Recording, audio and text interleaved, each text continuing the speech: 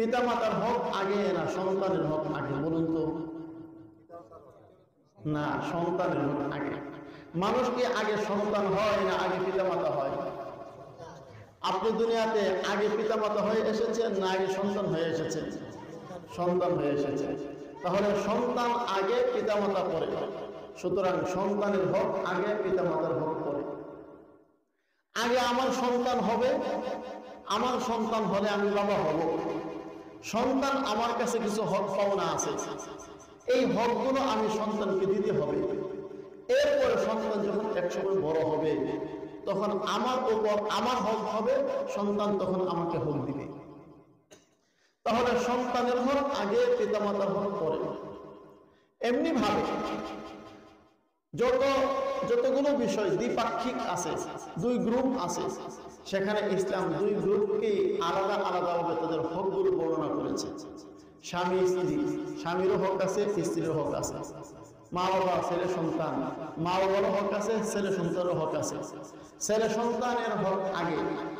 সচরাচর আমাদের সমাজের মধ্যে মা বাবার হকগুলো আলোচনা হয়, কিন্তু সন্তানের হকগুলো আলোচনা কম হয়, বরং হয় না বললেই চলে। এই জন্য এই বিষয়টা গুরুত্বপূর্ণ বেশি। যেহেতু কর্তৃপক্ষ আমাকে হুকুম দিয়েছে, আর বর্তমান সময়ের মধ্যে আমরা যারা মা এবং বাবা আছি, মা বাবা হয়েছে, আল্লাহ তাআলা আমাদেরকে সন্তানের মতো নিয়ামত দান করেছেন। প্রায় মা বাবাই এমন সন্তানের কারণে পেরেশানির মধ্যে আছে। কথা বলুন ঠিক কিনা? বেশিরভাগ, বরং শতকরা 95, 96, 97, 99 জন মা এবং বাবা আছেন যারা সন্তানের কারণে পেরেশানিতে আছে। সন্তান কথা শুনে না, বেলাইনে চলে, মা বাবার খোঁজ খবর লয় না। এরকম সমস্যা আমাদের কম না বেশি? এর কারণ কি? এর কি কোনো কারণ নাই না কারণ আছে? কারণ আছে। এই যে সন্তান কথা শুনে না, সন্তান বেলাইনে চলে, মা বাবার খোঁজ খবর নেয় না, এগুলো ছিল মা বাবার হক এবং অধিকার। সন্তান এই হক বা অধিকারগুলো আদায় করছে না। এর মূল কারণ হচ্ছে, হতে পারে এই মা এবং বাবা সন্তান যখন ছোট ছিল সন্তানের হকগুলো মা বাবা ঠিক মতো আদায় করেনি। এই জন্য আমরা যারা মা বাবা হয়েছি কিংবা ভবিষ্যতে মা বাবা হব, আমাদের জন্য অত্যন্ত জরুরি হচ্ছে আমরা মা এবং বাবা যা আমাদের উপর, আমাদের সন্তান যারা আছে সন্তানদের উপর আমাদের কি কি হক, এই বিষয়টা আমাদের বোঝার দরকার, জানার দরকার, মানার দরকার। কথা বলুন ঠিক কিনা? সন্তান দুনিয়াতে আসার আগেই, এখনো আমার আপনার সন্তান দুনিয়াতে আসে নাই। সন্তান দুনিয়াতে আসার আগ থেকে মা এবং বাবার কাছে তিনটা জিনিস পাওনা থাকে। আমার কথাগুলো বুঝলে সাথে উত্তর দিয়ে প্রশ্ন করব। সন্তান এখনো তো দুনিয়াতে আসে নাই, মা বাবা দুনিয়াতে আসে, এরা মা বাবা হবে ভবিষ্যতে। সন্তান দুনিয়াতে আসার আগেই সন্তান মা এবং বাবার কাছে কয়টা জিনিস পাওনা থাকে? জোর করেন, কয়টা জিনিস? তিনটা জিনিস। এখনো কিন্তু সন্তান আসে নাই, আসবে। এক নম্বর পাওনা, সন্তান, আগত সন্তান, আপনার সন্তান দুনিয়াতে ভবিষ্যতে আসবে। 2 বছর, 5 বছর, 10 বছর পরে আপনার সন্তান হবে। এক নম্বর পাওনা হচ্ছে সন্তান চায় আমাকে একজন নেককার মা উপহার দাও। বুঝতে পেরেছেন? আপনি যে নেক সন্তান চান, ভালো সন্তান চান, সন্তান আমার হক আদায় করুন, এটা আপনি চান, তাহলে সন্তান আপনার কাছে পাওনা, আপনি সন্তানকে একজন নেককার মা উপহার দিবেন। আল্লাহ রাসূল সাল্লাল্লাহু আলাইহি ওয়াসাল্লাম বলেছেন, তুনকাহুল মারআতু লিমালিহা ওয়া লিজামালিহা ওয়া লিহাসাবিহা ওয়া লিদীনিহা ফাওফার বিদাতিদ্দিন ফাওফার বিদাতিদ্দিন তারিবাত ইয়াদা। আল্লাহ রাসূল বলেন, আমার উম্মতেরা শোনো, মানুষ সাধারণত 4 গুণ দেখে বিয়ে করে। সাধারণত 4টা গুণ দেখে মানুষ বিয়ে করে। এর মধ্যে 1 নম্বর লিমালিহা, কেউ সম্পদ দেখে বিয়ে করে। ওলি জামালিহা, কেউ সৌন্দর্য দেখে বিয়ে করে। ওলি হাসাবিহা, কেউ বংশ দেখে বিয়ে করে। ওলি দীনিহা, কেউ আবার ধর্ম দেখে বিয়ে করে। আল্লাহ রাসূল বলেন, ফাযফার বিযাতিদ্দিন, তুমি কিন্তু ধর্ম দেখে বিয়ে করবে, তাহলে তুমি সফল হতে পারবে। তারিবাত ইয়াদা, তুমি ধর্মের বিবেচনা করলে না, দিনদারির বিবেচনা করলে না, অর্থ, সম্পদ, বংশ আর সৌন্দর্যের দিকে তাকিয়ে সে যদি বিধর্মীয় হয়, ধার্মিক না হয়, বেপরদা হয়, বেহায়া হয়, এরপরে শুধু অর্থ অর্থ সম্পদ আছে, দেখতে সুন্দর, বংশ ভালো, অর্থাৎ দুনিয়ার দৃষ্টিতে তার ইজ্জত সম্মান আছে, কিন্তু সে বেদিন, নামাজ নাই, পর্দা নাই, দিন নাই, বিয়ে করেছো, আল্লাহ রাসূল বলেন তুমি ক্ষতিগ্রস্ত দুনিয়াতেও পরকালেও। কিভাবে ক্ষতিগ্রস্ত হবে? প্রথম তো এর থেকে যে সন্তানগুলো হবে, এই সন্তানগুলো ভালো না হওয়াটা হচ্ছে স্বাভাবিক, হওয়াটা হচ্ছে অস্বাভাবিক। বুঝতে পারতেছেন? পৃথিবীতে আল্লাহর যত পয়গম্বর ছিলেন, খেয়াল করে দেখবেন সমস্ত পয়গম্বরগণের মা অত্যন্ত পরহেজগার ছিলেন। পৃথিবীতে যত আল্লাহর ওলি ছিলেন, আল্লাহর পেয়ারা বান্দা ছিলেন, আল্লাহর পেয়ারা বান্দী ছিলেন, ইতিহাস দেখতে দেখবেন প্রায় সকল আল্লাহর ওলি, আল্লাহর পেয়ারা বান্দা বান্দী, এদের সকলের মা আল্লাহর ওলি ছিল। সুতরাং আপনি চান আপনার সন্তানটা নেককার হোক, বুজুর্গ হোক, আপনার হক আদায়কারী হোক, তাহলে এই সন্তান দুনিয়াতে এখনো আসে নাই, আসার আগেই আপনি এই সন্তানকে একজন নেককার মা উপহার দিতে হবে। সুতরাং যারা আমরা বিয়ে করি নাই, আমাদের কর্তব্য হচ্ছে যারা বিয়ে করবো ভবিষ্যতে, অন্তত আমার সন্তান যেন ভালো মানুষ হয়, সন্তান যেন নেককার হয়, সন্তান যেন সভ্যভদ্র হয়। এই জন্য প্রথম হক সন্তানের আমি একজন নেককার বিবি দেখে বিয়ে করব। যারা নেককার বিবি দেখে বিয়ে করি নাই, আমরা সন্তানের প্রথম নম্বর হক নষ্ট করেছি। 2 নম্বর, সন্তান এখনো দুনিয়াতে আসে নাই, কয়টা হক মনে রাখতে হবে? কয়টা হক? 1 নম্বর বললাম। 2 নম্বর হক, সন্তান দুনিয়াতে আসেনি, আপনি বিয়ে করেছেন নেককার স্ত্রী দেখে, নেককার স্ত্রী দেখে বিয়ে করলেই সন্তান নেককার হয়ে যাবে এমনটা জরুরি নয়। সন্তান যেন আল্লাহ নেককার বানায়, দুনিয়াতে সন্তান আসার আগ থেকেই নেক সন্তানের জন্য দোয়া করতে থাকতে হবে। এটা আমার কথা নয়, কোরআনে বহু জায়গার মধ্যে আলোচনা আছে। হযরতে ইব্রাহিম আলাইহিস সালামের ছেলে হযরতে ইসমাঈল, যিনি আল্লাহর হুকুমের সামনে জবাই হওয়ার জন্য প্রস্তুত হয়েছিলেন, আমরা কোরবানি করি। কেমন সন্তান হলে আল্লাহর হুকুমের সামনে নিজেকে কোরবানি করার জন্য প্রস্তুত হতে পারে? কি পরিমাণ আল্লাহর অনুগত বান্দা হলে, এবং কি পরিমাণ মা এবং বাবার অনুগত সন্তান হলে, মা এবং বাবা বলার সাথে সাথেই, বাবা বলার সাথে সাথে সন্তান প্রস্তুত হয়ে যায়, তাহলে এই সন্তানটা কেমন নেককার ছিল? এই নেককার সন্তান এমনিতে হয় নাই। হযরত ইব্রাহিম আলাইহিস সালাতু ওয়াস সালাম দীর্ঘদিন আল্লাহর কাছে নেক সন্তানের জন্য দোয়া করেছেন। রব্বি হাবলি মিনাস সালিহিন, হযরত ইব্রাহিম আলাইহিস সালাতু ওয়াস সালাম দোয়া করেন, হে আমার রব, হাবলি মিনাস সালিহিন, আপনি আমাকে একজন নেককার সন্তান দান করেন।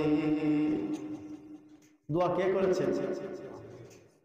কে করেছেন? ইব্রাহিম আলাইহিস সালাম। হযরত ইব্রাহিম আলাইহিস সালাম আল্লাহর পয়গম্বর, তার স্ত্রী হাজেরা আল্লাহর বিশ্ববিখ্যাত একজন পেয়ারা বান্দী, মাও ভালো, বাবাও ভালো, এরপরে দোয়া করে নেক সন্তানের জন্য আল্লাহর কাছ থেকে মঞ্জুরি করিয়েছে। আর আমরা আমার সন্তান নেক হোক কোন দিন দোয়া করছি? হযরত ইব্রাহিম আলাইহিস সালাম দোয়া করে সন্তানকে নেক বানিয়েছে। হযরত জাকারিয়া আলাইহিস সালামের আলোচনা আছে কোরআনে। হযরত জাকারিয়া আলাইহিস সালাম বাইতুল মুকাদ্দাসের ইমাম ছিলেন। বাইতুল মুকাদ্দাসের খেদমত করতেন হযরত জাকারিয়া আলাইহিস সালামের একজন আত্মীয় হযরত মরিয়ম, তিনি এক কামরায় থাকতেন। হযরত জাকারিয়া আলাইহিস সালাম মাঝে মধ্যে খাবার নিয়ে যেতেন হযরত মরিয়মের কামরায়। হযরত জাকারিয়ার কোনো সন্তান নাই, বয়স হয়ে গেছে, বৃদ্ধ হয়ে গেছে, সন্তান নেই। হযরত মারিয়ামের কামরায় একদিন গিয়ে দেখেন হযরত মারিয়ামের কামরার মধ্যে বেমৌসুমি ফল, আমের সিজন না আম, কাঁঠালের সিজন না কাঁঠাল, লিচুর সিজন না লিচু। হযরত জাকারিয়া অবাক হলেন, মারিয়ামকে প্রশ্ন করলেন, ইয়া মারিয়ামু আন্না লাকি হাযা, এই ফল তুমি কোথায় পেয়েছো? হযরত মারিয়াম উত্তর দেয়, ক্বালাত হিয়া মিন ইনদিল্লাহ, ফল কার কাছ থেকে? বলুন কার কাছ থেকে? قالت هو من عند الله إن الله يرزق من يشاء بغير حساب, আল্লাহ যাকে চান বেহিসাব রিজিক দান করেন। হযরত মারিয়াম বললেন, আল্লাহ তাআলা আমাকে ফল দান করেছেন, বেমৌসুমি ফল আল্লাহ তাআলার দেওয়ার মতো ক্ষমতা আছে না নাই? হযরতে জাকারিয়া আলাইহিস সালামের ঈমানের মধ্যে জজবা তৈরি হয়ে গেল।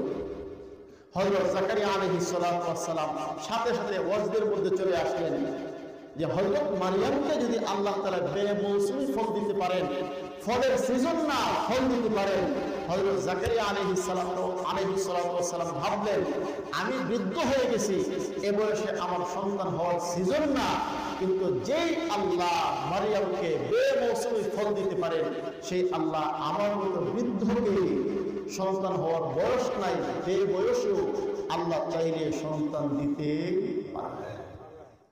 হযরত জাকারিয়া আলাইহিস সালাম দাঁড়ায় গেছেন নামাজে, এবার দোয়া শুরু করছেন। হুনালিকা দাআ জাকারিয়া রাব্বাহ ক্বালা রাব্বি হাব লি মিন লাদুনকা যুররিয়াতান তাইয়্যিবাহ ইন্নাকা সামিউদ দুআ।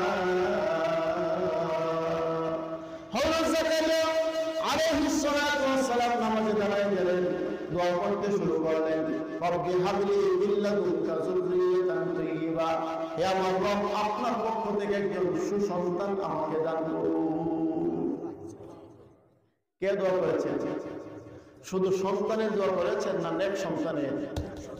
রব্বি হাব লি মিন লাদুনকা যুররিয়াতান তাইয়্যিবাহ। আমাদের কারো সন্তান না হলে হুজুরের কাছে গিয়ে বলে, হুজুর 10 বছর হয়ে গেছে বিয়ে করছি, সন্তান হয় না, দোয়া করেন আল্লাহ যেন একটা সন্তান দেন। এই কথাও বলে না, হুজুর নেক সন্তান যেন দেন। কথা ঠিক না ঠিক? আল্লাহর পয়গম্বরের চেয়ে বড় নেককার আর কেউ হতে পারে না। আল্লাহর নবী তিনি আল্লাহর কাছে দোয়া করেন, আল্লাহ আমাকে সন্তান দিয়ে দিবেন, নেক সন্তান দিবেন। ইন্নাকা সামিউদ দুআ। হযরত জাকারিয়া আলাইহিস সালাম দোয়া করতেছেন, ফেরেশতা চলে আসলেন, হযরতে জিবরিল। ফানাদাতুল মালাইকাতু ওয়া হুয়া কাইমুন ইউসাল্লি ফিল মিহরাব আন্নাল্লাহা ইউবাশশিরুকা বিয়াহইয়া মুসাদ্দিকান বিকালিমাতিন মিনাল্লাহ ওয়া সাইয়্যিদান ওয়া রাসূলান ওয়া নাবিয়্যান মিনাস সালিহিন।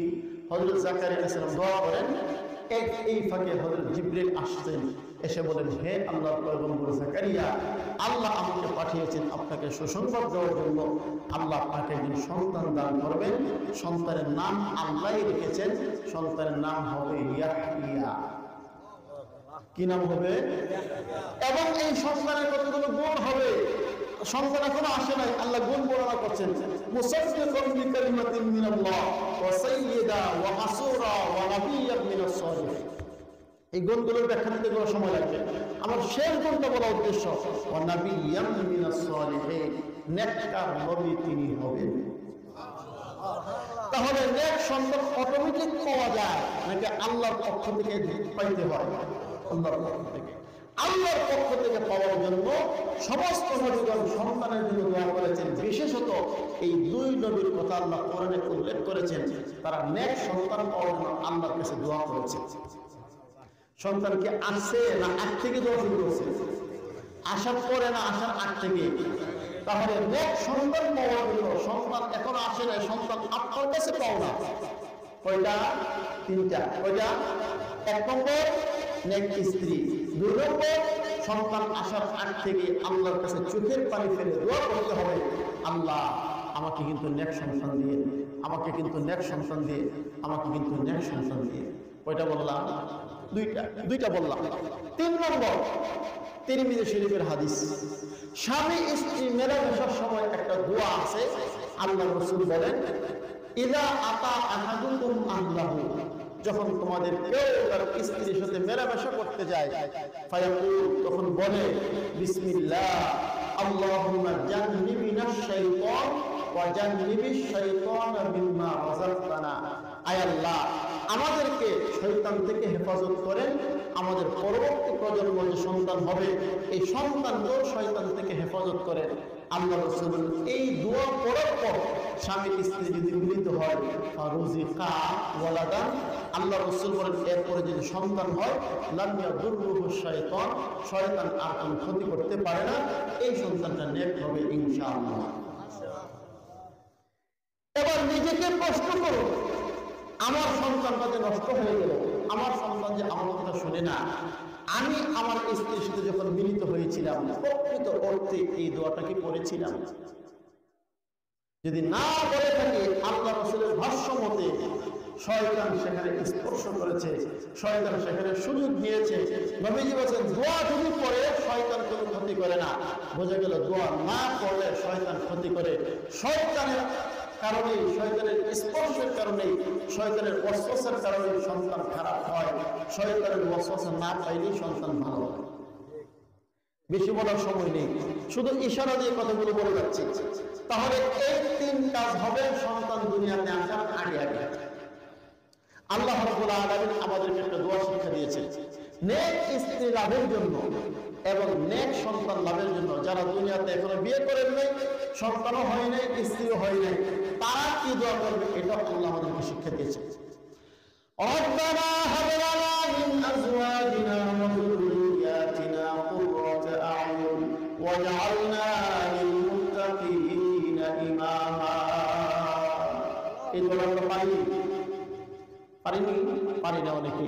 আমার সাথে সাথে বলেন রব্বানা হাব লানা মিন আজওয়াজিনা ওয়া যুররিয়াতিনা কুররাতা আ'য়ুন ওয়াজআলনা লিল মুত্তাকিনা ইমামা।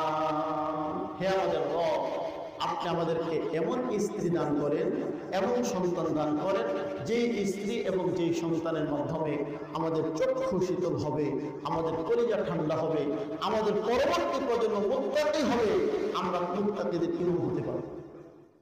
দেখছেন কি চমৎকার দোয়া। আমরা কিন্তু এই দোয়া জানিও না, পারিও না, করিও না, কিন্তু আমরা চাই সকলেই যে আমাদের সন্তানগুলো ভালো হয়ে যায়। বলছিলাম সন্তান দুনিয়াতে আসার আগে আমাদের কাছে কয়টা জিনিস পাও না? সবাই বলুন কয়টা জিনিস পাও না? 1 নম্বর নেককার স্ত্রী, 2 নম্বর আল্লাহর কাছে দোয়া করতে থাকা, 3 নম্বর বিবাহ হয়ে গেলে মেলামেশার সময় অন্তত এই দোয়াটা পড়া। এই 3 জিনিস পাও না। এরপর সন্তান দুনিয়াতে আসছে, দুনিয়াতে আসার পর অন্তত 12টা জিনিস পাও না। কয়টা জিনিস পাও না? মনে রাখতে পারবেন ইনশাআল্লাহ। এই 12 আর 3 15, এই 15টা আলোচনা শেষ করতে পারলে আজকে আবার শেষ করে দিব। আর বক্তৃতা মারার হক হয়তো বলতে পারবো না আগামী বছরের জন্য। দাওয়াত তো আগামী বছর তো কনফার্ম করেছে, কি কর নাইলে তো আমার দাওয়াত শেষ। তুমি সব বছর এই বছর চলেছে, আগামী বছরও পাইতাম না। রাসূল আকরাম সাল্লাল্লাহু আলাইহি ওয়াসাল্লাম বলেন, যখন দুনিয়াতে সন্তান আসবে, আল্লাহ রাসূল নবীজির নাতি হযরত হাসান যখন দুনিয়াতে আসেন, আল্লাহ রাসূলুল্লাহ সাল্লাল্লাহু আলাইহি ওয়াসাল্লাম ফি উযুনিল হাসানি, নবীজি হযরত হাসানের কানের মধ্যে আযান দিয়েছেন। এজন্য ফুকাহায়ে কেরাম লিখেছেন সন্তান দুনিয়াতে আসার পর প্রথম হক সন্তানের ডান কানে আযান, বাম কানে ইকামত। ডান কানে আযান, বাম কানে ইকামত। এই আযান এবং এই ইকামতের 2টা মাসআলা আপনাদেরকে বলে দিচ্ছি। মসজিদের আযান পুরুষে দিতে হয়, মহিলা দিলে হয় না। কিন্তু এই আযান পুরুষও দিতে পারে, মহিলাও দিতে পারে। বুঝতে পেরেছেন? মসজিদের আযান পাক পবিত্র অবস্থায় দিতে হয়, এই আযান পাক পবিত্র অবস্থায় দেওয়া লাগে না। সুতরাং ঘরের মধ্যে যদি কোনো মা বোন থাকে, ওই মা বোনেরও এই আযান, এই ইকামত দিতেও হবে। কিন্তু আমরা এই মাসআলাও জানি না, আর এর উপর আমলও করি না। কথা ঠিক না ঠিক? মুসলমানের সন্তান দুনিয়াতে আসার পর ডান কানে আযান, বাম কানে ইকামত কেন দিবে? যেন দুনিয়াতে আসার পর পরে প্রথম শব্দটা শুনবে আল্লাহু আকবার। আল্লাহু আকবার মানে কি? আল্লাহ সবচেয়ে বড়। আল্লাহর বড়ত্বের কথা যেন তার আল্লাহর কান দিয়ে ঢুকে। দুনিয়াতে আসার পর সর্বপ্রথম শব্দ যখন আল্লাহু আকবারের ধ্বনি তার কান দিয়ে দিল পর্যন্ত প্রবেশ করবে, মৃত্যু পর্যন্ত তার দিলের ভিতরে আল্লাহর বড়ত্বই থাকবে, দুনিয়ার বড়ত্ব তার ভিতরে আর থাকবে না। কথা বলুন ঠিক কিনা? আমরা কি করি? আমরা আযান টাজানের কোনো খবর নাই, আইলে একটা মোবাইলের ছবি উঠে ফেসবুকের মধ্যে আপলোড দিই, দেওয়ার পরে আমি বাবা হলাম। কথা বলুন ঠিক কিনা? যারা এই কাজটা করি এরা অত্যন্ত খারাপ করি। দেখুন ফেসবুকে যারা ছবি দেন, বিশেষ করে ছোট্ট বাচ্চাদের ছবি, যারা এই ফেসবুকের ছবিগুলো দেখে, যে যেখান থেকেই দেখুক, দেখার পর ও বাবু কত সুন্দর বাচ্চা রে, তার বদনজর লাগতে পারে। বুঝতে পারছেন তার কি লাগতে পারে? আপনি তো কিছুই চিন্তা করেন নাই, এই ছবিটা চলে গেল পুরা পৃথিবীতে বিভিন্ন মানুষের সামনে, কেউ দেখার পরে ওমারুল বলছে মাশাআল্লাহ বলে নেই, তার বদনজর লাগতে পারে। দেখেছে আমেরিকা থেকে, ইউরোপ থেকে, বহু দূর থেকে তার বদনজর লাগছে। এখন সন্তান এটা এখানে কান্নাকাটি করে। যারা আমরা এই কাজগুলো করি, এই ছোট্ট মাসুম বাচ্চার উপর আমরা জুলুম করি, আল্লাহ রাসূল বলেছেন সন্তান দুনিয়াতে আসার সাথে সাথে তাকে একটু পবিত্র করে পরিষ্কার করে ডান কানে আযান দাও, বাম কানে ইকামত দাও। এবং এর মাধ্যমে এই কথাটা ইঙ্গিত দেওয়া হয়ে গেল প্রত্যেক মানুষ যারা মুসলমান মৃত্যুবরণ করলে তার জানাজা পড়তে হয়। জানাজার মধ্যে আযান ইকামত আছে আছে কেন নাই?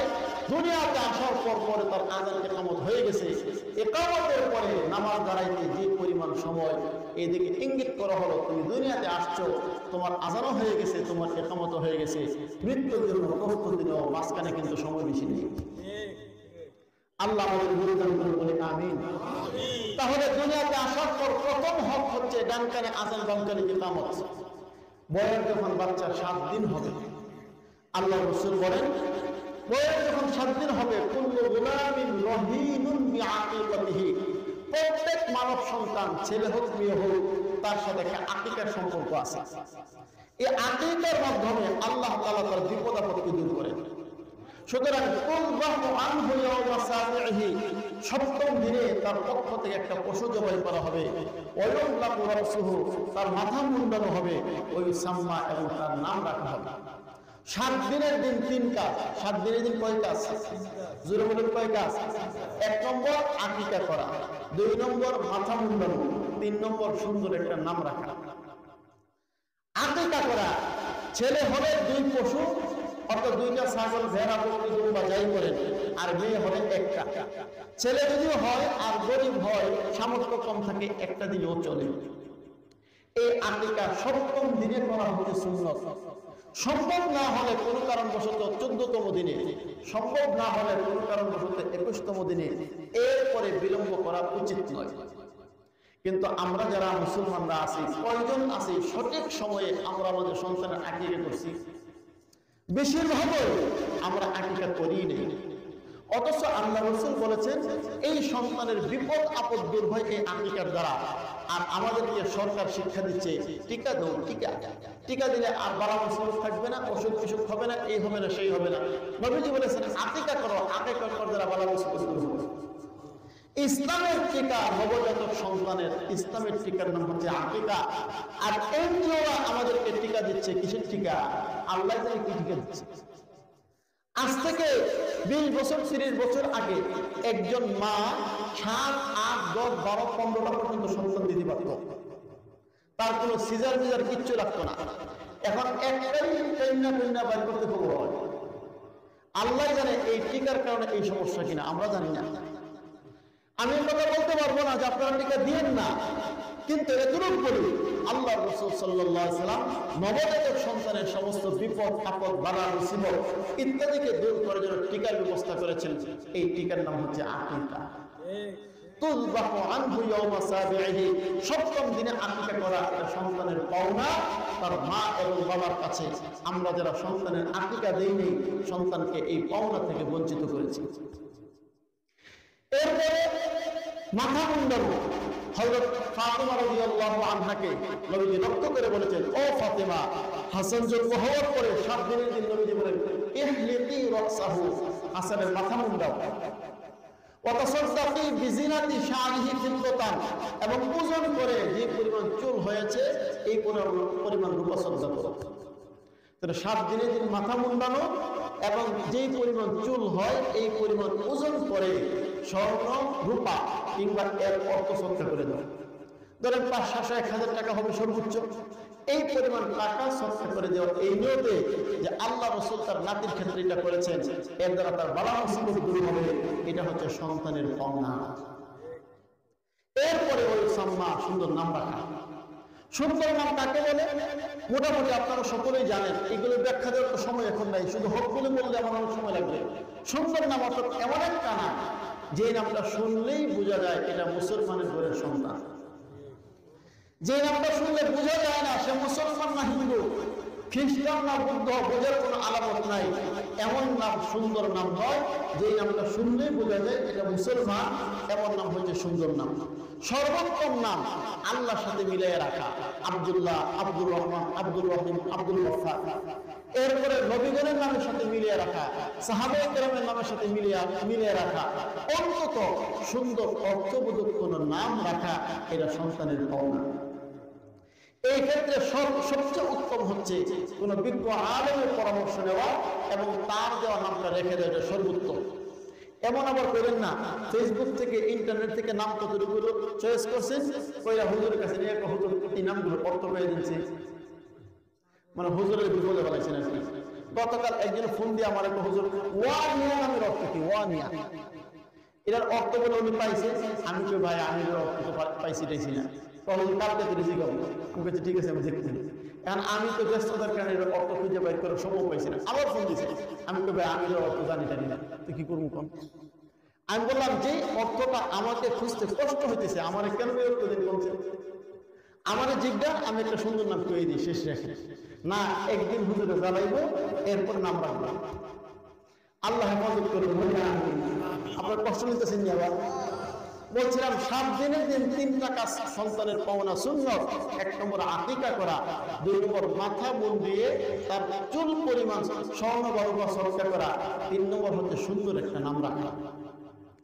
এরপরে সন্তান যখন 1 বছর 1.5 বছর বয়স হয়, আস্তে আস্তে বড় হচ্ছে, 1টা 2টা শব্দ তার মুখ দিয়ে বের হওয়ার সময় হচ্ছে, তখন তার জীবনের প্রথম শব্দটা যেন আল্লাহ আল্লাহ শব্দ হয়। মা এরা চেষ্টা করেন, যদি মা সর্বক্ষণ টেলিভিশন সামনে রেখে গান শুনে নাচ দেখে, মায়ের মধ্যে আল্লাহ শব্দ কোনোদিন বের হয় না, তাহলে কি তার সন্তানের মধ্যে আল্লাহ শব্দ বের হবে? বলুন, সন্তানের মধ্যে বের হবে। একটা কথা প্রসিদ্ধ আছে, যদিও কথাটা ঠিক নয়। আব্দুল কাদের জিলানী রহমতুল্লাহ আলাইহি নাকি দুনিয়াতে আসার সময় 18 পারা কোরআন মুখস্থ করে আসছে। এটা একটা কথার কথা আছে ইতিহাসের মধ্যে, কিন্তু কথাটা সঠিক নয়। যদি এটা সঠিক হয়ে থাকে, এটার কারণ হচ্ছে মা গর্ভাবস্থায় কোরআন পড়তেন, 18 পারার হাফেজ ছিলেন, সন্তান সেখান থেকে হাফেজ হয়ে আসছে। যদি এটা সঠিক হয়, আমি কিন্তু এটা সঠিক বলিনি। মোট কথা এটা সত্য কথা, মা দিনদার হলে, পরহেজগার হলে, সন্তানকে পেটে নিয়ে আল্লাহ বিল্লাহ জিকির আজকার করলে ভালো হবে, এর আসর সন্তানের মধ্যে পড়ে। সুতরাং যদি কোনো মা সন্তান দুনিয়াতে আসার পর থেকে আল্লাহর জিকির করে, বিসমিল্লাহ আলহামদুলিল্লাহ পড়তে বসতে কোরআন তেলাওয়াত ভালো কাজ করে, এর আসর সন্তানের মধ্যে পড়বে, তখন সন্তান আস্তে আস্তে যখন কথা বলা শুরু করবে, তার মুখ দিয়ে আল্লাহ আল্লাহ শব্দ বের হবে। এটা সন্তানের পাওনা। এরপরে সন্তান যখন আস্তে আস্তে আরেকটু বড় হবে, বয়স যখন তার 7 বছর হবে, আল্লাহ রাসূল বলেন মুরু সিবিয়ানাকুম বিসসালাহ ইযা বালাগু 7 সিনিন, বয়স যখন 7 হবে তাকে তোমরা নামাজের হুকুম দাও। বলেন তো 7 বছর বয়স হবে নামাজের হুকুম দিতে চাইলে এর আগ থেকেই তো নামাজ শিখাইতে হবে কম বেশ। 7 বছর বয়সের আগ থেকে যদি নামাজ না শিক্ষা দেন, 7 বছর বয়সে কেমনে বলবেন তুমি নামাজ পড়ো? বলার কোনো সুযোগ আছে নি? এখন এই ছেলেটাকে নামাজের হুকুম দিতে চান, মেয়েটাকে নামাজের হুকুম দিতে চান, মাই যদি নামাজ না পড়ে, বাবাই যদি নামাজ না পড়ে, 7 বছরের সন্তানকে কিভাবে বলবে তুমি নামাজ পড়ো? এটা হচ্ছে আরেকটা হক। আল্লাহ রাসূল বলেন বয়স যখন 10 বছর হবে, অদরিবুহুম আলাইহা ইযা বালাগু 10 সিনিন, বয়স 10 বছর হয়ে গেলে নামাজ না পড়লে প্রহার করো, নামাজ না পড়লে প্রহার করো। এটা এই প্রহারটা সন্তানের পাওনা। তুমি তোমার সন্তানকে নেককার বানাইতে চাও, দিনদার বানাইতে চাও, সুসন্তান বানাইতে চাও, পরবর্তীতে যেন এই সন্তান তোমার কথা মান্য করে বানাইতে চাও, তাহলে এই সন্তানের বয়স 10 বছর হলে নামাজ না পড়লে প্রয়োজনে প্রহার করো। এখন একটু নিজের বিবেককে প্রশ্ন করি, আমার ছেলেটা আমার মেয়েটা বয়স 10 বছর হয়ে গেছে, নামাজ পড়তে বললাম নামাজ পড়ে নাই, একটা থাপ্পড় দিয়েছি, একটা ধমক দিয়েছি, এমন কয়জন আমরা আছি? আমরা নিজেই যদি নামাজ পড়লাম না, মাই যদি নামাজ পড়লো না, বাবাই যদি নামাজ পড়লো না, তাহলে 10 বছরের সন্তানকে প্রহার করবে তো বহুত দূরের কথা, বলতে তো শরম লাগবে। সুতরাং আমার সন্তান 10 বছর বয়স হলো, নামাজ পড়ার হুকুম দিতে পারলাম না, প্রহার করতে পারলাম না, এই সন্তান যদি পরবর্তীতে আমার কথা না মানে, তাহলে দুষ্কার আমার না সন্তান আমার। কারণ সন্তান আমার কাছে যা পাওয়া ছিল সন্তানকে আমি ঠিক মতো দেই নাই, তাই সন্তান আমার কথা মানে না। এরপর আল্লাহ রাসূল বলেন ফাররিকু বাইনাহুম ফিল মাদাজি', বয়স যখন 10 বছর হবে তখন তাদেরকে আলাদা বিছানায় থাকতে দাও। ভাই বোনকার এক বিছানায় থাকতে দিবে না, ছেলে হোক মেয়ে হোক, মা এবং বাবার সাথে এক বিছানায় থাকবে না, এক কম্বলে শুইবে না, আলাদা বিছানায় থাকতে দাও। এটা হচ্ছে ইসলামের বিধান। কিন্তু আমরা ক্ষেত্র বিশেষে এই ক্ষেত্রে শিথিলতা প্রদর্শন করি। ও ভাই বোন, কোনো অসুবিধা নাই, নাউযুবিল্লাহি মিন যালিক। যখন তার বয়স 10 বছর হয়ে গেছে, এখনো সে বালেগ হয় নাই, কিন্তু আল্লাহ তাআলা তার মধ্যে আস্তে আস্তে আস্তে আস্তে যৌন সংক্রান্ত বিষয়গুলো আস্তে আস্তে তার মাথার মধ্যে দিতে থাকে। মেয়ে যখন 12 বছর বয়স হয় বালেগ হয়ে যায়, ছেলে যখন 14-15 বছর বয়স হয় তখন সাবালক হয়ে যায়। সেটা তো তার পূর্ণ বয়স।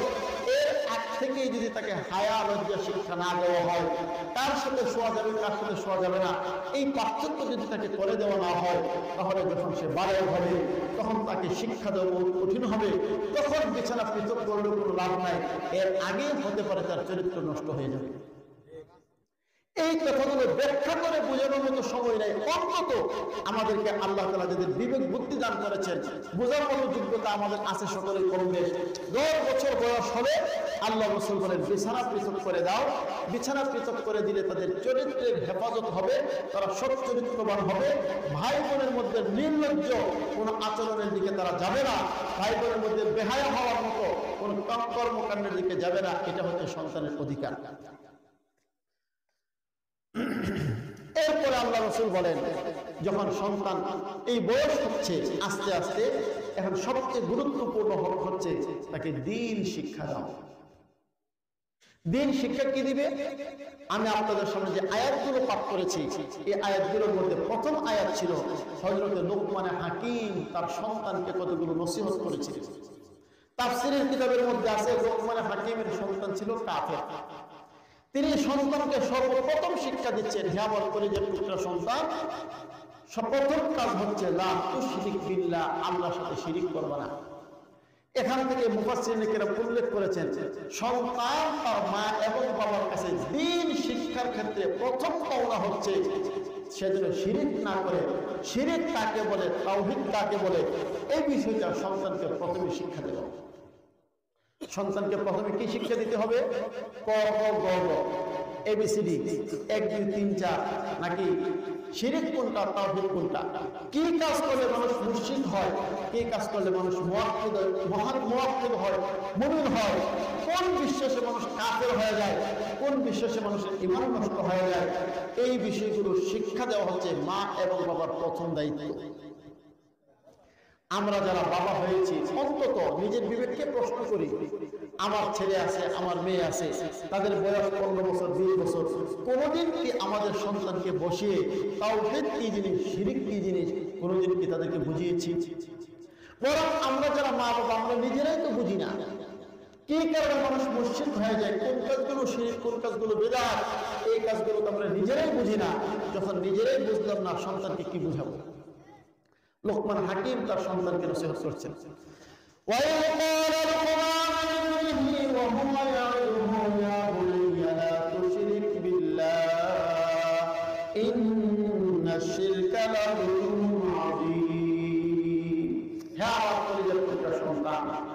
হযরত লোকমান হাকিমের ভাষাটা কত চমৎকার। ইয়া বুনাইয়া, এর অর্থ হচ্ছে হে আমার প্রিয় সন্তান, আদরের সন্তান, কলিজার টুকরা সন্তান, লা তুশরিক বিল্লাহ, সাবধান, আল্লাহর সাথে কাউকে শিরিক করবা না। ইন্না শিরকা লা যুলমুন আযীম, নিঃসন্দেহে শিরিক করা বড় অপরাধ। তাহলে সন্তানকে শিক্ষা দেওয়ার সময় প্রথম শিক্ষাটাই দিতে হবে। কিসের শিক্ষা বলুন তো? কিসের শিক্ষা বলেন? দ্বীন শিক্ষা। আর দ্বীনের প্রথম সবক হচ্ছে শিরিক কাকে বলে, তাওহীদ কাকে বলে, পার্থক্য করে তাকে বুঝায় দাও যেন সে শিরিকের ধারে কাছেও না যায়। এই কথাটাকে ব্যাখ্যা করে বললে এর অর্থ এই দাঁড়ায়, শিরিক হচ্ছে আল্লাহর সমকক্ষ কাউকে সাব্যস্ত করা, আল্লাহর জাতের ক্ষেত্রে, আল্লাহর সিফাতের ক্ষেত্রে, আল্লাহর ক্ষমতার ক্ষেত্রে। অর্থাৎ তুমি তোমার সন্তানকে আল্লাহর বরত্বের শিক্ষা দাও, আল্লাহর জাত সিফাতের শিক্ষা দাও। সন্তানের দিলের ভিতরে যেন আল্লাহর সমস্ত গুণ, আল্লাহর শান, মান, মর্যাদা, আল্লাহর বরত্বের কথা তার দিলের ভিতরে ঢুকে দুনিয়ার কোন কিছুর ক্ষেত্রেই যেন সে আল্লাহর সমকক্ষ কাউকে মনে করার সুযোগ না পায়। এই শিক্ষা প্রত্যেক মা এবং বাবা তার সন্তানকে শিক্ষা দেওয়া, এটা সন্তানের অধিকার। এই কথাগুলো আমাদের কোন স্কুলে পড়ায়, কোন স্কুলে পড়ায়? বর্তমানে আমাদের যে সিলেবাস দেওয়া হচ্ছে, এই সিলেবাসগুলো থেকে এই জিনিসগুলো পড়ায় নাকি উল্টাটা পড়ায়? উল্টাটা পড়ায় কিনা বলে? সুতরাং যেই সিলেবাস আমরা আমাদের সন্তানদেরকে উপহার দিচ্ছি, ওই সিলেবাসের মাধ্যমে সন্তান দিনদার পরহেজগার নেককার হবে বহু দূরের কথা, এই সিলেবাসের মাধ্যমে সন্তান শয়তান হবে, এতে কোনো সন্দেহ নাই। বলছিলাম সন্তানকে আমরা কি শিক্ষা দিব এই বিষয়ে সংক্ষেপে। এরপরে সন্তান আমাদের কাছে পাওনা। যদি বিয়ের বয়স হয়, বিয়ের বয়স হওয়ার সাথে সাথে সন্তানকে বিয়ে করানো। বিয়ের বয়স কাকে বলে? বালেগ হওয়াটাই হচ্ছে বিয়ের বয়স। বলুন তো বিয়ের বয়স কাকে বলে? সবাই লিখুন না। বিয়ের বয়স কোনটা? সবাই বল, বিয়ের বয়স কোনটা? আরো জোরে, আরো জোরে। কেন এই কথাটা তিনবার বলাইলাম? আমাদের বিশ্বাস আছে যে বালেগ হয় 18 বছর বয়সে, এটা আমাদের বিশ্বাস। দেশের আইন, দেশের আইনে আমার কথা বলার দরকার নাই। নিজের বিবেককে প্রশ্ন করেন এবং বাস্তবতা যাচাই করেন। মেয়েরা বালেগ হয় 12 বছরে, ছেলেরা বালেগ হয় 15 বছরে। সরকারের আইন মতে 18-র নিচে হলে নাবালক। আর ইসলামের বিধান মতে এবং বাস্তব মতে বালেগ হয় কত বছরে? মেয়েরা 12 বছরে, ছেলেরা 15 বছরে। এটা বাস্তব কথা না অবাস্তব কথা? সুতরাং সরকার যে আইন করেছে, এই আইনের ধারে কাছে আমার যাওয়ার দরকার নাই। ইসলাম বলছে 12 বছরের ছেলে মেয়ে বালেগ হয়, আর ছেলে বালেগ হয় 15 বছরে। এবং আল্লাহ রাসূল কি বলে একটু শুনেন। নবীজি বলেন, মান ওয়ালিদা লাহু ওয়ালাদুন, যদি কারো সন্তান হয়, ফালিয়াহসিন ইসমাহু ওয়া আদাবাহু, তার সুন্দর নাম রাখবা, তাকে উত্তম আদব শিক্ষা দিবা। ফাইদা বালাগা ফালিয়াযাওইজহু, যখন বালেগ হবে তাকে বিয়ে করায় ফেলবা। ফাইন বালাগা ওয়া লাম ইউযাওইজহু ফাআসাবা ইসমান ফাইন্নামা ইসমুহু আলা আবিহি, সন্তান বালেগ হয়ে গেল, মেয়ে বালেগ হলো, ছেলে বালেগ হলো, কোন গুনাহের মধ্যে লিপ্ত হলো, আল্লাহর রাসূল বলেন এই গুনাহের একটা অংশ তার বাবার উপরে প্রথমে বর্তাবে। বালেগ হয়ে গেল। আশ্চর্য কথা, আমাদের যে নতুন সিলেবাস স্কুলের মধ্যে বর্তমানে চলতেছে, ট্রান্সজেন্ডার নিয়ে তো সারা দেশে তোলফাড় হচ্ছে, আন্দোলন হচ্ছে। সরকার আপাতত স্থগিত রাখছে। ট্রান্সজেন্ডারের চেয়েও ভয়াবহ খারাপই শিক্ষা সিলেবাসের মধ্যে এখনো আছে, যেগুলো আমাদের আলোচনার মধ্যে নাই। বাড়িতে গিয়ে, আজকে বাড়িতে গিয়া 6ষ্ঠ শ্রেণীর স্বাস্থ্য ও সুরক্ষা বই খুলেন, খুললে ওখানে দেখেন লেখা আছে। কি লেখা আছে? একটি ছেলের স্পর্শ, ছেলে বন্ধুর স্পর্শ মেয়ে বন্ধুর জন্য নিরাপদ স্পর্শ। বুঝতে পারছেন কথা না বুঝেন নাই? একটা ছেলে বন্ধু একটা মেয়ে বন্ধুকে স্পর্শ করলে এই স্পর্শটা হচ্ছে কি? নিরাপদ স্পর্শ। ঠিক 7ম শ্রেণীর বইয়ের মধ্যে আছে, কোন ছেলে কোন মেয়ে যদি বিবাহ বহির্ভূত যৌন কাজে লিপ্ত হয়ে যায়, তাহলে মা বাবা শাসন করা উচিত নয়। এই কথাগুলো এখন আছে বইয়ের মধ্যে। যাদের প্রশ্ন হয় গিয়ে দেখাবো কি অর্থ। কি অর্থ? অর্থ হলে 6ষ্ঠ শ্রেণীর 7ম শ্রেণীর বইয়ের মধ্যে এই কথাগুলো লিখে দেওয়া হয়েছে। এরাও জানে 6ষ্ঠ 7ম শ্রেণীর ছেলে মেয়েগুলো বালেগ হয়ে যায়, এরাও জানে। কিন্তু শয়তান এদের মাথায় পেশাব করেছে বিদায় ওরা আইন করেছে 18 বছর আগে বালেগ হয় না। ওরাও জানে 12-13 বছর বয়সে বালেগ হচ্ছে। এই জন্য এখন আইন করে দিয়েছে বইয়ের মধ্যে, যেহেতু 18 বছর বয়সের আগে বালেগ হয় না, সাবালেগ হয় না, তাই ছেলে মেয়ে যদি অবৈধ কাজে লিপ্ত হয়, এটা অবৈধ তো ওরা তো বলে না, তাহলে শাসন করতে নাই, এটা সমস্যা নেই। বোঝা গেল ওরাও বিশ্বাস করে এর আগেই দুর্ঘটনা ঘটতে পারে। কথা বলুন ঠিক কিনা? তাহলে এর আগে বালেগ হতে পারে কি পারে না? আল্লাহ রাসূল কি বলছে, যদি বিবাহ না করাও আর দুর্ঘটনায় লিপ্ত হয়, গুনাহের কাজে লিপ্ত হয়, এই গুনাহ কি শুধু ছেলে মেয়ের না বাবার উপর করবে? এই জন্য বয়স হয়ে যাওয়ার পর, বালক হয়ে যাওয়ার পর ছেলে হোক মেয়ে হোক বিয়া করে আনে। যদি বলো তোমার মেয়েটা ফোনে অন্য ছেলের সাথে সম্পর্ক করছে, তোমার ছেলেটা ফোনে অন্য মেয়ের সাথে সম্পর্ক করছে, বুঝতে পারার সাথে সাথে তোমার জন্য ফরজে আইন হয়ে গেছে 5 ওয়াক্ত নামাজ পড়া যেমন ফরজ, এই মুহূর্তে এই ছেলে এই মেয়েকে বিবাহের ব্যবস্থা করা তুমি বাবা হিসেবে ফরজ। বুঝতে পেরেছেন? নাকি শুধু নামাজ পড়া ফরজ, শুধু রোজা রাখা ফরজ, না আরো ফরজ আছে? আপনি আপনার সন্তানকে বিয়ে করাইলেন না, রাত ভোর সে ভিন্ন মেয়ের সাথে কথা বলছে, আপনার মেয়েকে বিয়ে দিলেন না, ওর ছেলের সাথে কথা বলছে, সারা রাত সে জিনার গুনার মধ্যে লিপ্ত আছে, আপনি মা, আপনি বাবা, আপনার আমলনামার মধ্যে আপনারা জিনা করেন নাই, হতে পারে তাহাজ্জুদ করছে, 5 ওয়াক্ত নামাজ পড়ছে, আপনাদের আমলনামার মধ্যে ছেলে এবং মেয়ের আমলনামায় যেমন জিনার গুনাহ লেখা হচ্ছে, আপনাদের আমলনামার মধ্যে জিনার গুনাহ লেখা হচ্ছে। দুঃখজনক হলেও সত্য, এই সকল আইনগুলোর কারণে আমরা এখন বিপদের মধ্যে আছি। এই জন্য সরকারের জায়গায় থাকুক, সব কথা আমরা সরকারকে মানতেও পারবো না, আর সব কথা বিনয় করতে পারবো না, কিন্তু আমার ছেলে আমার মেয়ের সতীত্বের হেফাজত করা, এটা আমি বাবা হিসেবে আমার দায়িত্ব। এই দায়িত্ব আপনি যদি সঠিকভাবে পালন না করেন, আল্লাহ কাজ করে অবশ্যই আপনাকে জবাব দিতে হবে। এগুলো সন্তানের অধিকার। এরপর সর্বশেষ অধিকার বলে শেষ করে দিচ্ছি, সন্তানের অধিকারগুলো। আপনার সন্তান ছেলে এবং মেয়ে, তাদের সবচেয়ে গুরুত্বপূর্ণ পাওনা হচ্ছে তাদের জন্য যে রিজিক, অন্ন, বস্ত্র, বাসস্থান ব্যবস্থা করবেন, এটা হালাল সম্পদ থেকে দিতে হবে। যে সকল বাবারা, যে সকল মায়েরা, কিছু বাবা এমন আছেন অত্যন্ত বলবক্ত বাবা, অত্যন্ত হতভাগা বাবা, সন্তানের ভবিষ্যতের জন্য সুদে টাকা কামায়, ঘুষে টাকা কামায়, অন্যায় ভাবে। এমন বাবাও আছে, বিদেশ গিয়েছে, 20 লাখ, 30 লাখ, 50 লাখ টাকা কামাই করে দেশে আসে, এখন এই 50 লাখ টাকা ব্যাংকে রাখছে, প্রতি মাসে 50,000 টাকা করে আনে, আর এই 50,000 টাকা দিয়ে তার সংসার চালায়।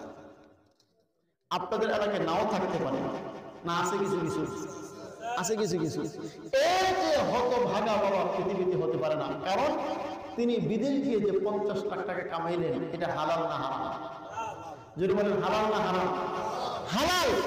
এই হালাল টাকা ব্যাংকে জমা রাখছে, প্রতি মাসে ওখান থেকে যেটা আসে 50,000 টাকা, 50 লাখে 50,000, এটা হালাল না হারাম? এই হারাম টাকা দিয়ে নিজে খাচ্ছে, সন্তানকে খাওয়াইতেছে, স্ত্রী খাওয়াইতেছে, পুরা সংসার চালাইতেছে। বলুন তো, পুরাটা ফ্যামিলি এখন হালালের উপরে আছে না হারামের উপরে আছে? সন্তানের হক নষ্ট করা হচ্ছে। আল্লাহ রসুল বলেন, এই সন্তানের রিজিক এবং সন্তানের ভরণ পোষণ বাবার উপরে, বাবার দায়িত্ব হচ্ছে হালাল টাকা থেকে তাদের ব্যবস্থা করবে। হালাল টাকা থেকে ব্যবস্থা করলো না, সন্তানের হক নষ্ট করলো, এই সন্তান একদিন বাপ মার করার মধ্যে ছুরি দিবে, কেউ ঠেকাতে পারবে না। তাহলে এইগুলো ছিল মোটামুটি ভাবে একজন সন্তান তার মা এবং বাবার কাছে পাওনা। লোকমানে হাকিমের আয়াত আমি তেলাওয়াত করেছিলাম। লোকমানে হাকিম তার সন্তানকে নসিহত করছেন, হে আমার পরিবার টুকরা সন্তান, তুমি যদি সুসন্তান হতে চাও, ভালো মানুষ হতে চাও, তাহলে তোমার প্রথম কাজ হচ্ছে লা তুশরিক বিল্লাহ, আল্লাহর সাথে শিরক করবে না। ইন্না শিরকা লা যুলমুন আযীম, শিরক হচ্ছে অত্যন্ত ভয়াবহ অপরাধ। লোকমান হাকিম আরো কতগুলো নসিহত করছেন, ইয়া বুনাইয়া ইন্নাহা ইন তাকুম মিসকালা হাববাতিন মিন খারদালিন ফাতাকুন ফি সাখরাতিন আও ফিস সামাওয়াতি আও ফিল আরদি ইয়াতি বিহাল্লাহ। হে আমার কলিজার টুকরা সন্তান, আল্লাহর বরকতের কথা তোমার দিলের ভিতরে বসাও, যে মহান আল্লাহ রাব্বুল আলামিন এত ক্ষমতার অধিকারী, তুমি আসমানে কিংবা জমিনে। ইয়া বুনাইয়া ولا تصعر خدك للناس ولا تمشي في الأرض مرحا إن الله لا يحب كل مختال فخور। হে আমার কলিজার টুকরা সন্তান, ওয়ালা তুসাইর খাদ্দাকা লিন-নাস, মা এবং বাবার কাছে সন্তানের পাওনা, মা এবং বাবা সন্তানকে নম্রতা, ভদ্রতা, বিনয়, আদর, শিষ্টাচার শিক্ষা দিবে। কিভাবে দিবে? লোকমান হাকিম তার সন্তানকে বলছেন, হে আমার কলিজার টুকরা সন্তান, যখন মানুষের সাথে কথা বলবা, ওয়ালা তুসাইর খাদ্দাকা লিন-নাস, মানুষ থেকে তোমার চেহারাকে, গালকে অন্যদিকে ফিরিয়ে রাখবা না। যার সাথে কথা বলবা তার দিকে তাকিয়ে তাকিয়ে কথা বলবা। কথা বুঝতে পেরেছেন? মানুষ যখন অহংকারী হয়, ক্ষমতাশীল হয়, অহংকারী হয়, ভিতরে নম্রতা না থাকে, ভদ্রতা না থাকে, সভ্যতা না থাকে। হযরত লোকমান হাকিম তার সন্তানকে বলছেন, এই কথা আমরা একটু খেয়াল করি। সন্তানকে বলছেন, হে আমার কলিজার টুকরা সন্তান, যখন তুমি মানুষের সাথে কথা বলবা, ফেস টু ফেস, চেহারাকে চেহারা বরাবর করে রেখে কথা বলবা, এমন যেন না হয় তুমি আরেক দিকে তাকানো আছো, আরেকজন তোমার সাথে কথা বলতেছে। এটা অহংকারের আলামত। আর্থিকভাবে যদি কেউ আমার চেয়ে দুর্বল হয়, ক্ষমতার দিক থেকে যদি নিম্ন শ্রেণীর হয়, আর আমাদের সাথে কথা বলতে আসে, তার দিকে তাকায় আর কথা বলার মতো টাইম আমাদের হয় না। পক্ষান্তরে যদি আমার দোষ হয়, জি স্যার, জি স্যার, স্যার স্যার স্যার, কথা বলুন ঠিক কিনা? এর নাম হচ্ছে অহংকার। আর হযরত লোকমান হাকিম সন্তানকে শিক্ষা দিচ্ছেন, বাজান যখন মানুষের সাথে কথা বলবে তার চেহারার দিকে তাকিয়ে কথা বলবে, এমন যেন না হয় তুমি একদিকে তাকিয়ে আসো আর তোমার সাথে যে কথা বলছেন তোমার দিকে তাকিয়ে আছে। এটা হচ্ছে অহংকারের আলামত। আজকে আমরা নিজেরাই তো কথা বলা জানি না, আমাদের সন্তানদেরকে কিভাবে কথা বলা শিক্ষা দিব? এই সভ্যতা, ভদ্রতা গুলো একজন মা, একজন বাবা তার সন্তানকে শিক্ষা দিবে। এবং রাস্তায় চলার সময় অহংকারের সাথে চলবা না, দম্ভের রাস্তায় চলবা না, বিনয়ের সাথে চলবা। একটা দৃষ্টান্ত দিলে বুঝবেন। নতুন নেতা হয়েছে কিংবা পয়সার মালিক হয়েছে, একটা ছেলে মাত্র। আল্লাহ তাআলা এই ছেলেটাকে দেখতে সুন্দর, নাদুস বানাইতেছে। যেহেতু বাবার অর্থ সম্পদ আছে, এখন ছেলের আর কোনো টেনশন নেই। বয়স হয়েছে মাত্র 16, 17, 18 বছর। এবার বাবার কাছে আবদার করছে, আমাকে বাইক কিনে দিতে হবে। দিলে একটা বাইক কিনা, 5 লাখ টাকা একটা বাইক কিনে দিচ্ছে। বাবার টাকা আছে, সমস্যা কি? এখন এই বাইক চালায় রাস্তা দিয়ে যখন চলে, তখন তার মনের অবস্থাটা কি? এই ছেলের মনের অবস্থাটা কি? আমার যে বড় এই এলাকার মধ্যে কেউ নাই, আমি অমুক নেতা সাহেবের ছেলে। কথা বলুন ঠিক কিনা? এবং দেখবেন যখন রাস্তায় চালা, ডাইনে বামে ঘুরতে যায়, আমাদের আঞ্চলিক ভাষায় ঘুরতে যায়, একবার ডান। আল্লাহ রাব্বুল আলামিন লোকমান হাকিমের নসিহত বলছেন, ও আমার কলিজার টুকরা সন্তান, সাবধান, রাস্তায় চলার সময় কখনো এভাবে লম্ব করে চলবা না। যখন লম্ব করে চলে, সমস্ত মানুষের অভিশাপ তার উপরে পড়ে। অভিশাপ দিলেই অভিশাপ করে না, মনের খুব কারণে হচ্ছে অভিশাপ। আমি দেখি, আমি তো সমাজ নিয়ে চলি, একজন মাস্তানি ফেরা মোটরসাইকেলে যেতেছে হাইওয়ের মধ্যে, আর চতুর্দিক থেকে যার যেরকমের ভাষা আছে, ওই জাতীয় ভাষা ব্যবহার করে করে তার প্রতি একটা ঘৃণা প্রকাশ করতেছে। এটাকে শুধু ওই এলাকায় না, আপনাদের এলাকায় হতে পারে, আছে না নাই? এই জন্য আমার ভাইয়েরা, ছেলেদের বয়স 15 বছর 20 বছর হলেই তাকে বাইক কিনে দেওয়ার কোনো দরকার নেই। তার যদি প্রয়োজন হয় তাহলে কিনে দিবেন, আর প্রয়োজন না হলে কিনে দিবেন না।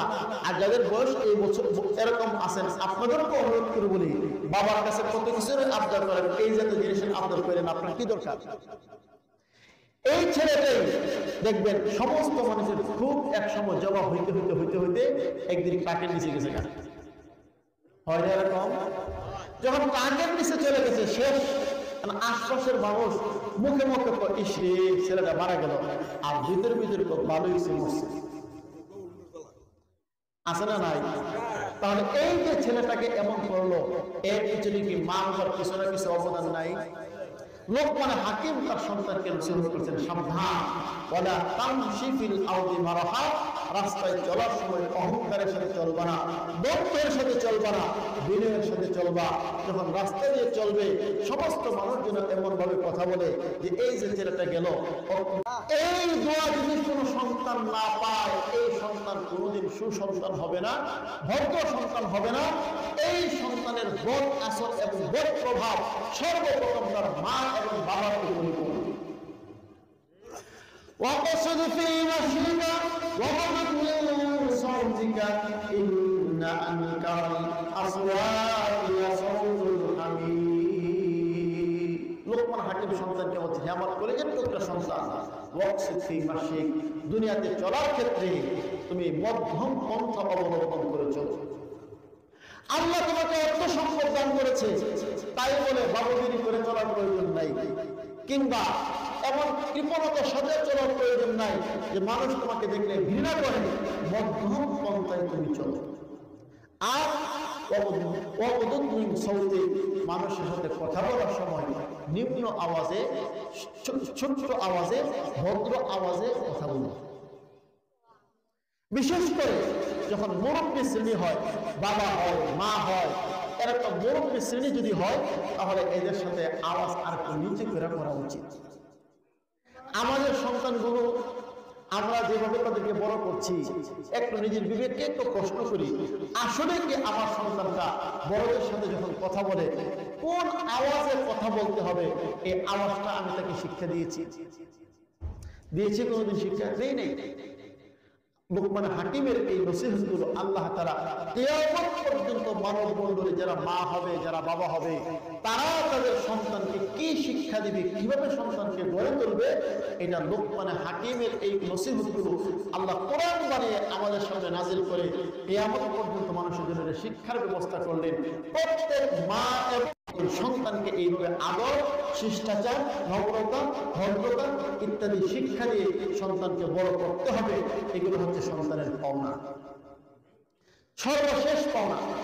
হযরত নু'মান বিন বাশীর রাদিয়াল্লাহু আনহু নবীজির কাছে আসলেন, এসে বললেন, ইয়া রাসূলুল্লাহ, আমার এক ছেলে নু'মান, আমি এই নু'মান বিন বাশীর রাদিয়াল্লাহু আনহু বলেন, আমার এক ছেলেকে আমি কিছু দান করতে চাই, আর আপনাকে এই দানের জন্য সাক্ষী রাখতে চাই। নবীজি প্রশ্ন করলেন, আকুল্লা বালিকা নাহালতা হাকাদা, তুমি তোমার সবগুলো সন্তানকে কি দান করেছো? তিনি বলেন, না, আমি শুধু একজনের দিতাম চাই। নবীজি তখন পাল্টা প্রশ্ন করলেন, আয়াসুরুকা আন ইয়াকুনু ফিল বিররি সাওয়া, তুমি কি চাও তোমার সবগুলো সন্তান তোমার সাথে এক রকমের ভালো আচরণ করুক? কথা বুঝতে পারছেন নি? আমাদের সমাজের মধ্যে এমন আছে, এক বাবার 3 ছেলে 4 মেয়ে, কোন কারণবশত এক ছেলের প্রতি বাবা একটু সন্তুষ্ট, কোন কারণবশত। এখন দেখা যাবে যে ছেলের প্রতি একটু বেশি সন্তুষ্ট, একটা ভালো জমি তার নামে লিখে দেয়। যে মেয়ের প্রতি কোন কারণে একটু বেশি খুশি, একটা ভালো জায়গা তার নামে লিখে দেয়। এরকম আছে না নাই? হযরত নু'মান বিন বাশীর রাদিয়াল্লাহু আনহু নবীজির কাছে এসে বলেন, ইয়া রাসূলুল্লাহ, আমার ছেলেকে আমি একটা জিনিস দান করতে চাই, আর আপনাকে এই বিষয়ে সাক্ষী বানিয়ে রাখতে চাই। নবীজি পাল্টা প্রশ্ন করলেন, তোমার এক ছেলেকে যা দান করতে চাও সমস্ত ছেলেদেরকে দান করেছো? বললেন, না। তাহলে আমি জুলুমের উপরে সাক্ষী হতে চাই না। তুমি কি চাও তোমার সমস্ত সন্তানগুলো তোমার সাথে ভালো ব্যবহার করবে? যদি সমস্ত সন্তানগুলো তোমার সাথে ভালো ব্যবহার করবে এটা তুমি চাও, তাহলে এক সন্তানকে স্পেশাল কিছু দিবে আর অন্য সন্তানদেরকে দিবে না, তা তুমি করতে পারো না। এটা হচ্ছে জুলুম। এই জিনিসটা আছে না নাই? আছে। কিছু 5 ছেলে 3 মেয়ে এরকম কোন এক সন্তানকে মা এবং বাবা অতিরিক্ত একটা কিছু দেয়া দেয়। এই একটা কিছু দেওয়ার পর থেকে অন্য সন্তানরা এই মা এবং বাবার প্রতি খুব রাগান্বিত থাকে, ভিতরে ফুলা থাকে যে আমার মা আমার বাবা তো অমুক ছেলেরই দিয়ে দিছে, আমাদেরকে তো দিল না। এই কারণে অন্য সন্তানরা মা বাবার সাথে খারাপ ব্যবহার করতে শুরু করে। এখানে প্রথম দোষ করেছে মা এবং বাবা, এক ছেলেকে অন্যায়ভাবে বেশি করে দেওয়ার কারণে। এই জন্য কোন সন্তানকে যদি কিছু দিতে হয়, এটা সন্তানের হক, যদি আদায় না করে থাকি, আল্লাহ জানেন আমার সন্তান নেককার হবে না বদকার হবে। যদি নেককার হয় এটা আল্লাহর দয়া, আর বদকার হলেও আমার কারণে এই সন্তান বদকার হয়েছে।